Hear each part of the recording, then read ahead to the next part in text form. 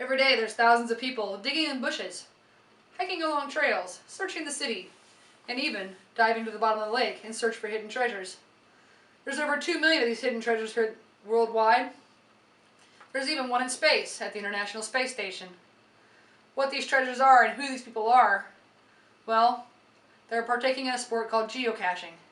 Geocaching is a scavenger hunt using multi-million-dollar technology to find nickel and dime items hidden in the most obvious places, even in your neighborhood.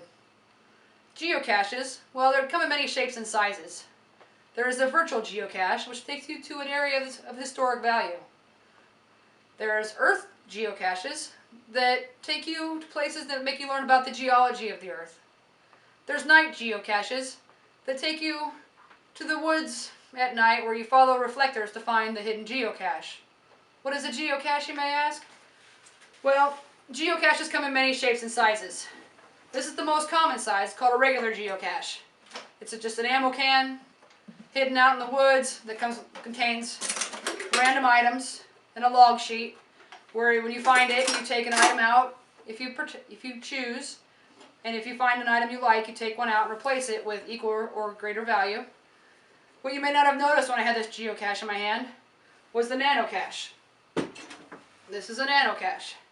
This only contains a log, it's magnetic, and they're hidden usually in the city, and they're really hard to find because, well, you can see how small they are.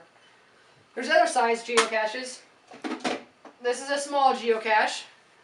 Comes with a log and random geocaching items. And then there's a sprinkler cache, which looks like a sprinkler head. One of the automatic sprinkler heads hidden in the ground. When you open it up, there's a place for a log and some items. Some of the items you may find in there are geocoins and travel bugs. Geocoins look like this. They have tracking numbers on it that are owned by individual geocachers, and they track them through the website to wherever they travel to.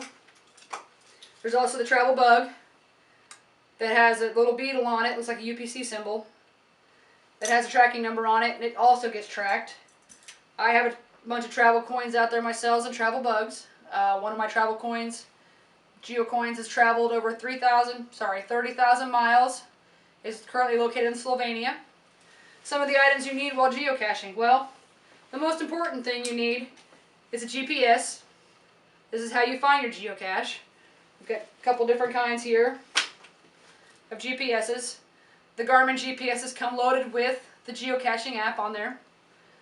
You can also use your smartphone. You download the app at the App Store, pick up a geocaching app, and you can use your smartphone technology to find geocaches.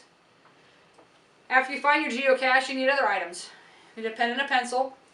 I like to carry both in case one breaks or one runs out of ink. It's always good to have a spare. Bug spray for when the season when the bugs are bad. Sometimes the geocaches are hidden in tall grass and the mosquitoes are crazy. Band-aids. So when you have a location where there's thorns and you might get scratched up or scraped. A headlamp if you go caching at night or with the night geocaches. You'll need to have a headlamp with you. I carry a backpack full of random stuff to replace some of the stuff I pull out of the geocaches. When you find a geocache, you have to be careful because there's people out there, well, in the geocaching world, they're called muggles. Muggles just somebody who's never geocached before, and they're curious in what you're doing. Well, geocachers like to be a little bit secretive and don't want to tell all their secrets and what's going on. So we try to hide the fact that we're looking for anything. Muggles tend to sabotage geocaches without even knowing. They find it and they think it's just something somebody left behind and they take it as their own. So to avoid this happening, you don't let the people around you know what's going on because they may take your geocache and not be able to find it. All in all, geocaching is great fun. Kids love it. It's great family fun. And I highly recommend it for anybody interested.